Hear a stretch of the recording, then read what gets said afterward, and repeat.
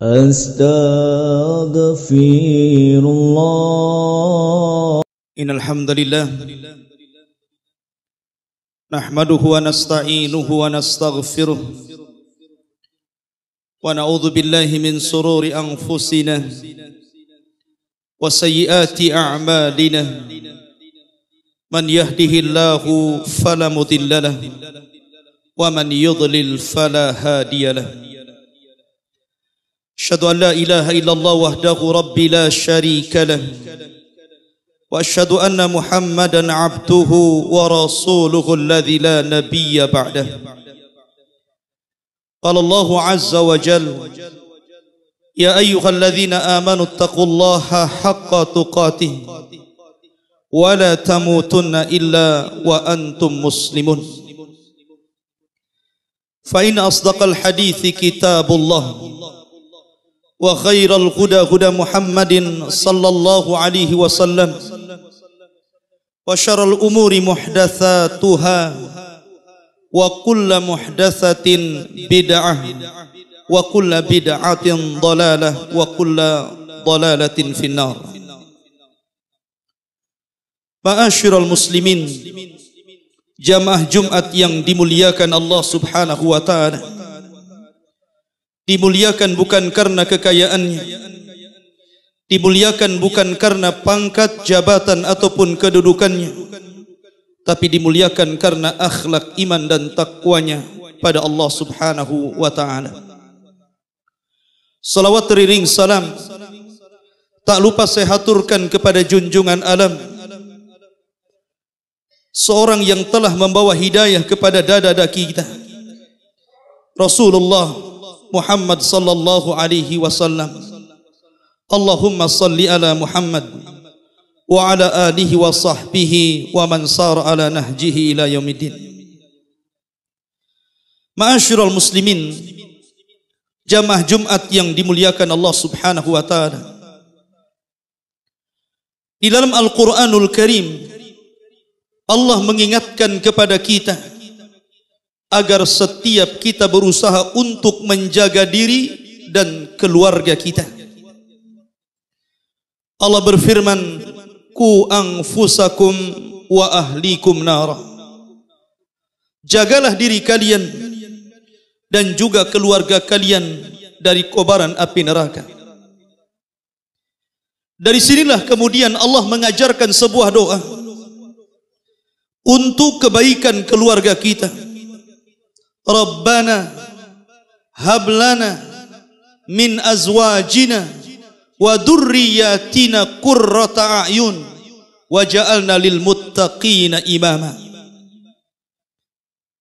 Wahai Rabb kami, anugerahkan kepada kami pasangan-pasangan kami dan anak keturunan kami agar mereka menjadi orang-orang yang bisa menyejukkan mata dunia dan akhirat, dan jadikan kami menjadi hamba-hamba yang bertakwa. Ma'asyiral muslimin yang dimuliakan Allah Azza wa Jalla, pada khutbah kali ini kita akan membahas tentang sebuah kisah keluarga yang dilaknat Allah Subhanahu wa taala. Bahkan keluarga ini dicantumkan dalam surat secara penuh dan setiap orang pasti membacanya. Allah Subhanahu wa taala tidak meletakkan surat ini atau kisah ini diselipkan dalam suratul Baqarah atau diselipkan dalam suratul Imran atau diletakkan dalam surah Al-An'am, karena kalau seandainya kisah ini diletakkan di surat-surat panjang, mungkin sedikit orang yang membacanya, terutama dalam solat-solat mereka. Tapi ketika surat ini sangat pendek, semua orang bisa menghafalnya, maka semua orang membaca surat ini sampai hari ini, bahkan sampai kiamat dibangkitkan sebelum Al-Quran diangkat ke langit. Ma'asyiral muslimin yang dimuliakan Allah Azza wa Jalla, keluarga ini disebut dalam Al-Quran sebagai keluarga Abi Lahab.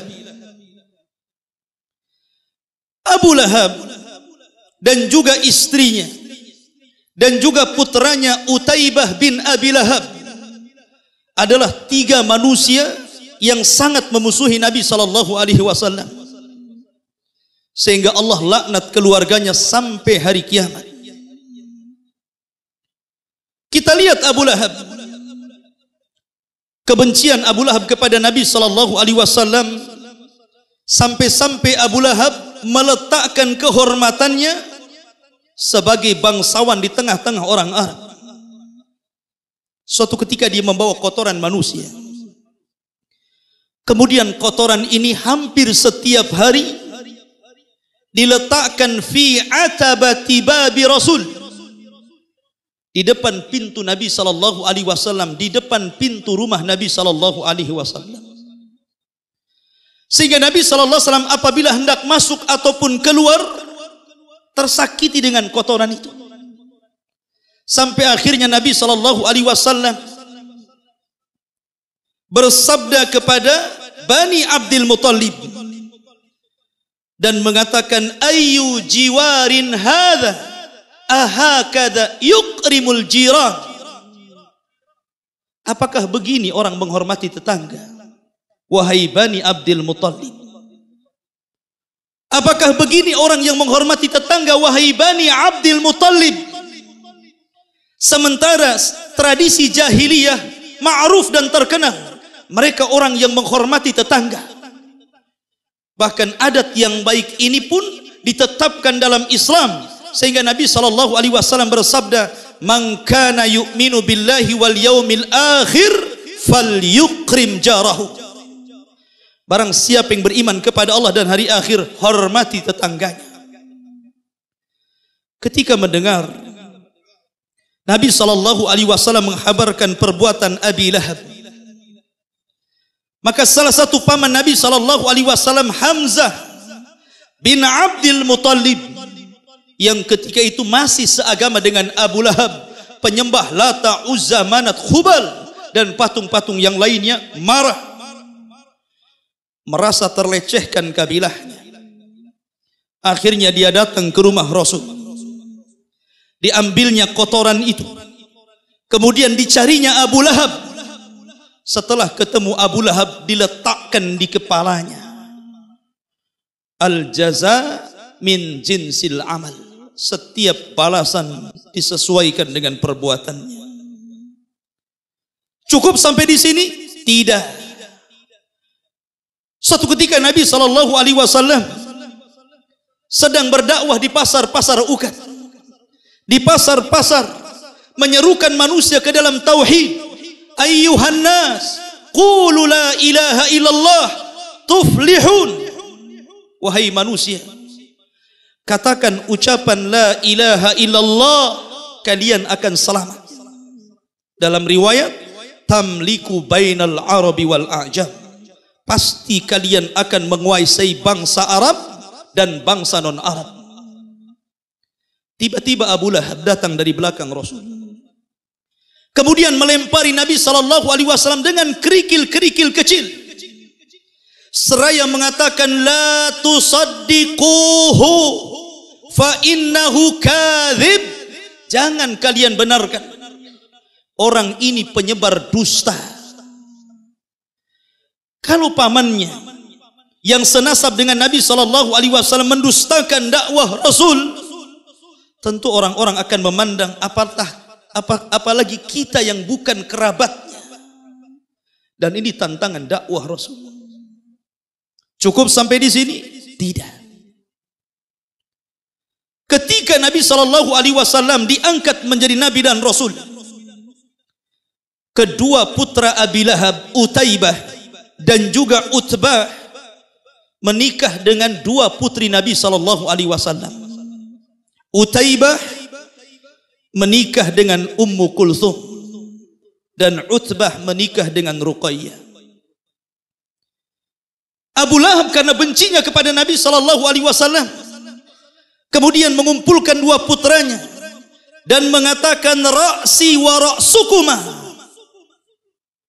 sesungguhnya kepalaku dan kepala kalian berdua tidak mungkin diletakkan satu atap sementara kedua putri si Muhammad berada di rumah ini. Ceraikan keduanya. Ketika itu Utbah tidak tinggal diam. Ketika ayahnya menyuruh untuk menceraikan istrinya, bangkit. Kemudian dia datang kepada istrinya dan mengatakan, aku ceraikan kamu. Pulanglah kau ke rumah. Sementara Utaibah dia tidak langsung menceraikan istrinya. Dia ingin membuat perhitungan dengan Nabi sallallahu alaihi wasallam. Ketika itu Utaibah, ketika bapaknya menyuruh untuk menceraikan istrinya, sebenarnya dia hendak bersiap-siap untuk berangkat berdagang ke Syam. Kemudian dia mengatakan kepada bapaknya, la udhiyanna Muhammadan asyaddal adha. Wahai ayahku, sebelum aku berangkat, aku akan sakiti si Muhammad itu dengan sebuah perasaan yang sangat menyakitkan baginya. Berangkatlah Utaibah menemui Nabi sallallahu alaihi wasallam. Kemudian setelah berjumpa dengan Nabi sallallahu alaihi wasallam, dia mengatakan, ya Muhammad, kafartu bidinik wa kafartu bin najmi idha hawa wa kafartu billadhi dhanna fatadal wa faraktu ibnataka ya Muhammad. Kata Utaibah, wahai Muhammad, aku telah ingkari agamamu. Aku ingkari juga an-najmi idha hawa, dan Jibril yang mendekat membawa wahyu kepadamu. Dan aku juga ceraikan putrimu, ambil putrimu wahai Muhammad.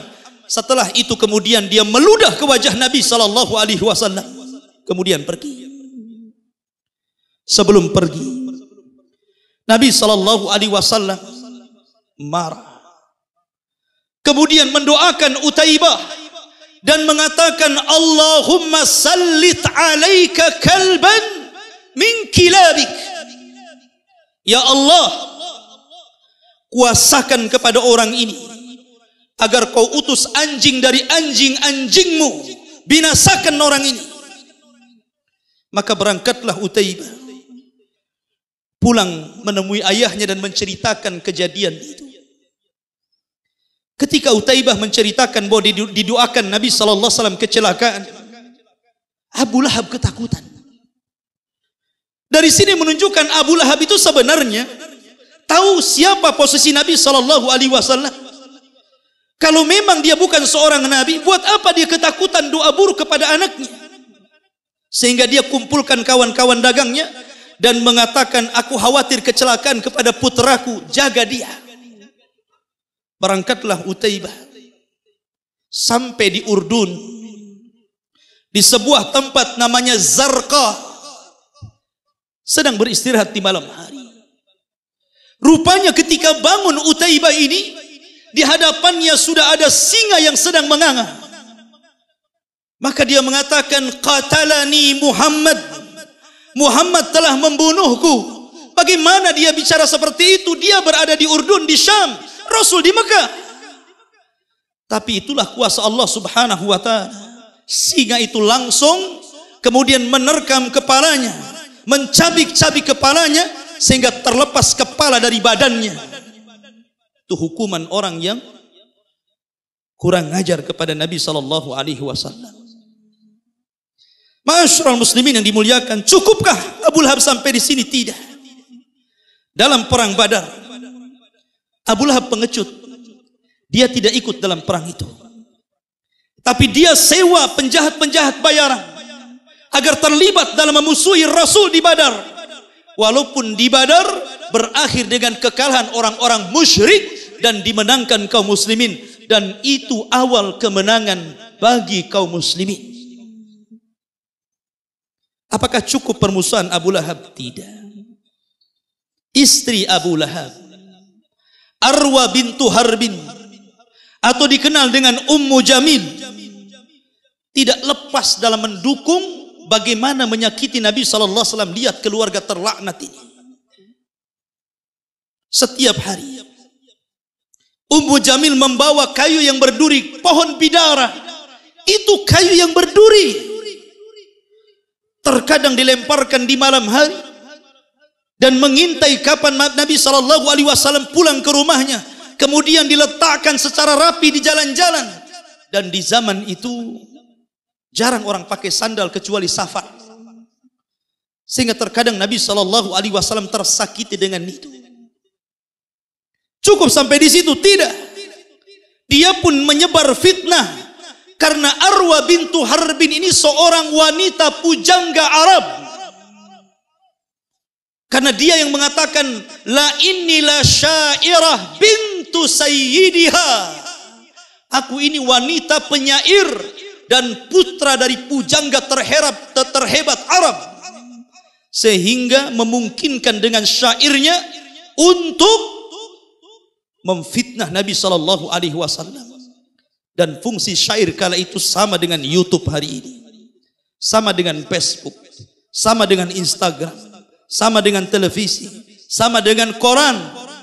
Karena fungsi syair itu menukilkan berita dari satu telinga ke telinga berikutnya. Dengan syair orang bisa bermusuhan, dengan syair bangsa bisa berperang, dengan syair orang bisa menangis, dan begitu seterusnya. Sementara Arwa bintu Harbin adalah wanita pujangga hebat, karena dia putri daripada seorang pujangga hebat. Dia sakiti Rasul dengan menyebar berita-berita hoax, berita-berita dusta, fitnah, mengadu domba kepada Nabi SAW. Lihatlah bagaimana suami istri ini menyakiti Nabi SAW.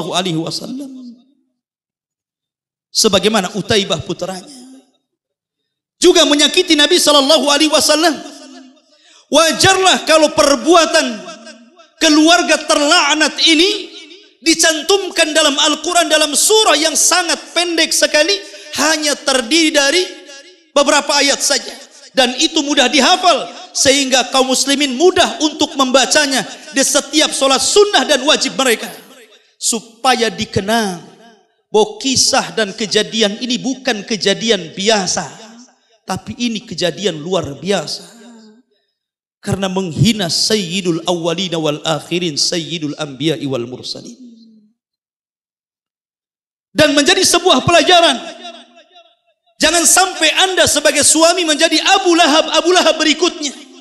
Dan istri Anda menjadi Ummu Jamil, Arwa bintu Harbin berikutnya. Ataupun anak Anda seperti Utaibah yang menyakiti Nabi SAW. Karena ketika sebuah keluarga kompak untuk melakukan kesesatan, halat lahumul la'nah, maka laknat Allah dihalalkan kepada mereka.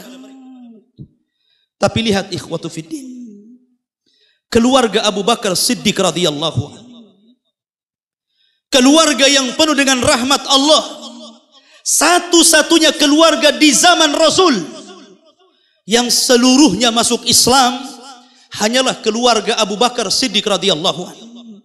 Tidak ada keluarga di zaman itu yang satu keluarga masuk Islam kecuali keluarga Abu Bakar. Kecintaan dia kepada Nabi SAW,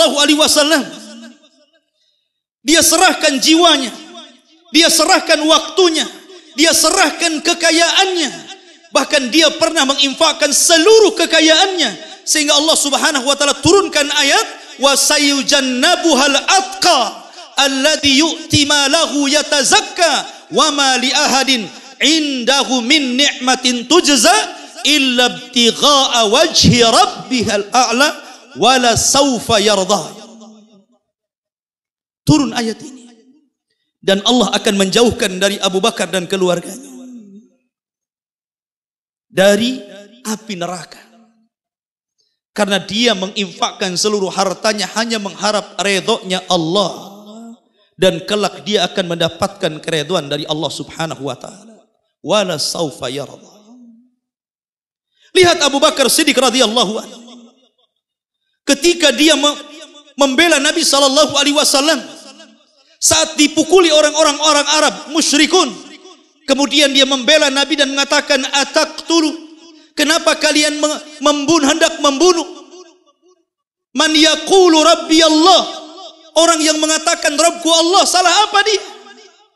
Akhirnya kemudian orang pun berkerumun, berbalik memukuli Abu Bakar sampai hampir mati. Kalau bukan karena ditolong oleh kabilahnya. Setelah dia sadar, dia tidak memperhatikan kondisinya. Yang dia tanyakan kepada ibundanya, bagaimana kondisi Nabi SAW. Akhirnya sepakat Abu Bakar meminta untuk diantar kepada Rasul. Setelah berjumpa dengan Nabi SAW, dia bahagia tanpa memikirkan rasa sakit di badannya, dan dia mengatakan, ya Rasulullah, hadhihi ummi, inilah ibuku, doakan supaya dia masuk Islam. Dan ketika itu Nabi SAW mendoakan, tiba-tiba ibunya mengatakan, asyhadu an la ilaha illallah wa asyhadu anna Muhammadar Rasulullah, masuk ke dalam Islam. Abu Quhafah, walaupun dia terlambat masuk Islam, karena dia baru masuk Islam setelah Fathu Mekah, akhirnya dia pun punya keinginan dan sudah terbuka dadanya ingin masuk Islam. Dia meminta kepada anaknya untuk diantar ke hadapan Nabi SAW. Tapi ketika itu Abu Bakar menyuruh untuk berdandan dan menyemir rambutnya. Dan sunnah hukumnya menyemir selain warna hitam. Berangkatlah Abu Bakar dan ayahnya Abu Quhafah menghadap Rasul. Kemudian mengatakan, ya Rasulullah, hadza abi, ini bapakku. Dia menghendaki untukmu. Dia hendak masuk Islam. Terimalah keislamannya. Maka kemudian Abu Quhafah berbaiat kepada Nabi SAW dan mengucapkan asyhadu an la ilaha illallah wa asyhadu annaka Rasulullah. Ketika itu Abu Bakar menangis. Menangis. Tentu tangisan ini bukan hanya tangisan kebahagiaan karena ayahnya masuk Islam. Tapi tangisan ini adalah rasa ingin berbagi cinta dia kepada Nabi SAW, sehingga dia mengatakan, ya Rasulullah, wahai Rasul, kalaulah tangan yang menjulurkan kepadamu, kemudian berbaiat kepadamu, kemudian mengucapkan dua kalimat syahadat, itu bukan tangan bapakku, tapi tangan pamanmu Abu Talib yang engkau sangat merindukan beliau, tentu ini lebih aku cintai. Seolah-olah Abu Bakar ingin berbagi kebahagiaan dengan Nabi SAW karena rasa cintanya. Itulah Abu Bakar. Ayahnya masuk Islam, ibunya masuk Islam, istrinya masuk Islam, bahkan putra-putranya sangat ma'ruf bagaimana perjuangan dalam Islam, bagaimana Asma bintu Abi Bakar menolong perjalanan hijrah Rasul, bagaimana Abdurrahman bin Abi Bakar ikut menolong perjalanan hijrah Rasul, dan bagaimana Aisyah radhiyallahu anha wanita terbaik. Bahkan Imam Zuhri mengatakan, kalaulah seluruh wanita Arab dikumpulkan dalam satu neraca, kemudian Aisyah diletakkan di neraca yang lainnya, tentu ilmu Aisyah menjangkau seluruh ilmu wanita Arab. Siapa yang mengajarkan Aisyah? Kalau bukan karena terdidik dari keluarga yang penuh dengan rahmat. Ma'asyiral muslimin, jadikan keluarga kita ini keluarga rahmat. Jangan jadikan keluarga kita keluarga laknat. Aqulu ma tasma'un, aqulu qauli hadza wastaghfiruh, innahu huwal ghafurur rahim.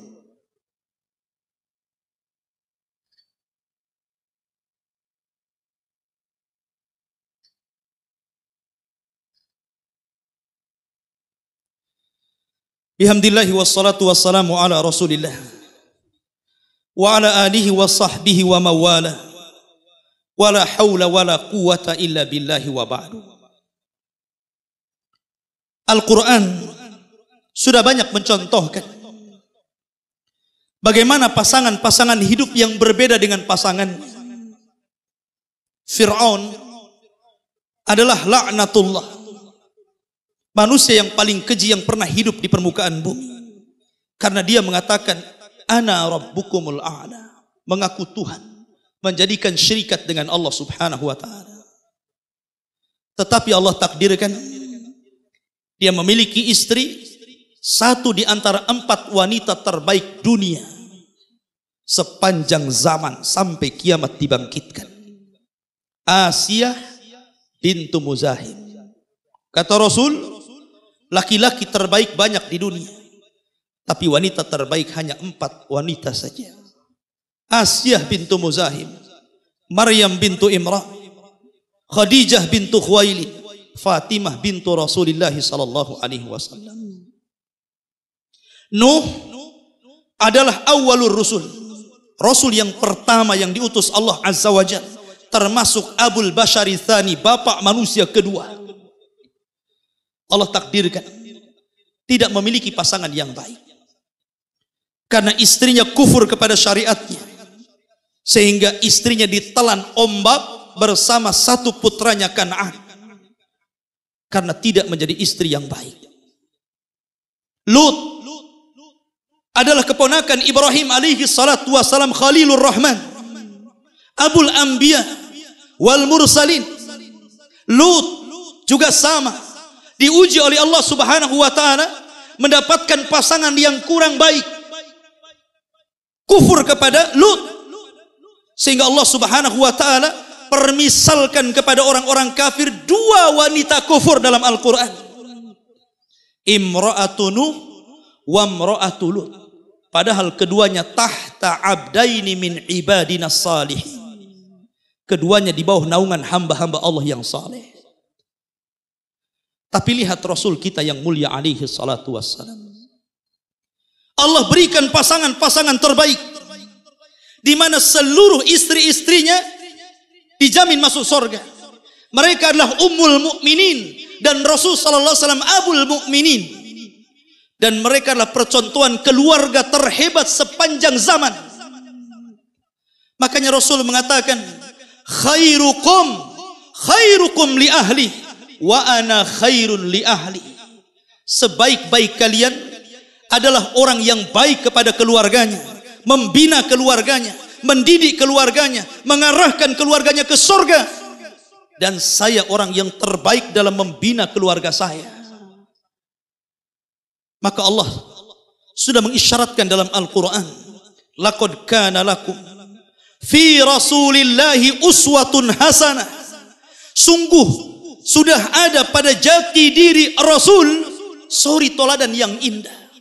Kata Ibnu Katsir, ayat ini menjadi asas, menjadi pondasi bagi kita kaum muslimin untuk mencontoh Rasul sampai pun pada bagaimana mengurus keluarga sakinah, mawaddah dan rahmah.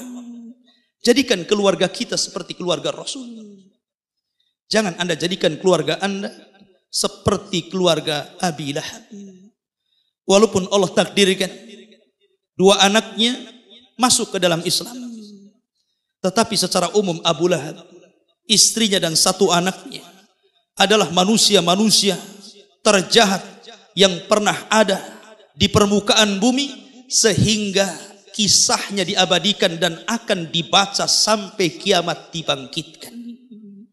Mudah-mudahan khutbah yang sangat singkat ini bermanfaat, dan kita berdoa kepada Allah Subhanahu wa taala, semoga Allah Subhanahu wa taala memberikan kebaikan kepada bangsa kita, memberikan kebaikan kepada para pemimpin kita, memberikan keamanan kepada negeri kita. Semoga Allah Subhanahu wa taala melahirkan manusia-manusia yang bertakwa sehingga mampu memperbaiki negeri kita.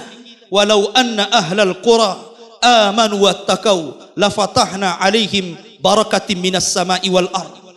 Kalaulah penduduk negeri beriman dan bertakwa, tentu berkah akan disebar dari langit dan dari bumi, dan itu dimulai dari keluarga kita masing-masing.